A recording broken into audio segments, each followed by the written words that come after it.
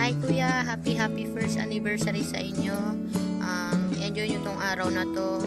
Nakaka-inspired kayo kasi LDR lang kayo dati pero ngayon nagkikita na kayo.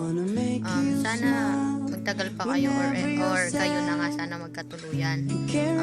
Ayun, basta nandito lang ako kuya kung may problema kayo. Kasi naman ikaw kuya, iwas-iwasan ng pagiging babae. Ha? Kaya alam mo namang napakaselosa ni ate. Masyado kang malapit sa best friend mo. Hindi, joke lang. Alam ko naman kung gaano mo siya kamahal eh.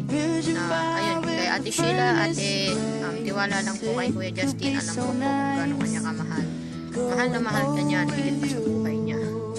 Sabi niya sa akin, pero naniniwala ako doon.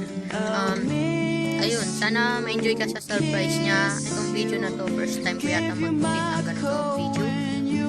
Napilitan lang, mahal ko yan si Kuya Justin eh, kaya yan, ginawa ko. Ayun, pagpasensya na lang nandito kasi ako sa part, nagbabike, nakalimutan ko ngayon pala yun.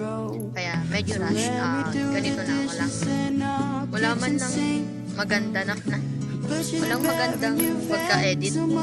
Ayun, basta happy first anniversary sa inyo. Ha? Ano ba? Huwag niyong kakalimutan na ninang ako pag nagkabunga. At saka, ano pa ba? Kuya Justin, sana ma-meet na kita someday or sa Pilipinas. Gusto ko kayo makabanding ni ate. Sana nga ma-meet ko rin din. Pag uwi mo ng Pilipinas, isama mo na siya. Ayun, happy first anniversary. Nakaka-inspired kayo kuya. Hindi na ako naniniwala sa LDR dati, pero dahil sa inyo, yan, naniniwala na ako.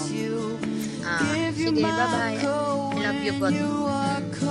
Ingat lagi at saka huwag napansinin yung mga naninira sa inyo o gustong manira sa relasyon. Tiwala lang po sa isa't isa para manatiling matatag po yung relasyon nyo. Yun na po. Bye-bye. Always take care. Love you. Happy first anniversary. Enjoy. Bawal magpaputok. Who grows old with you.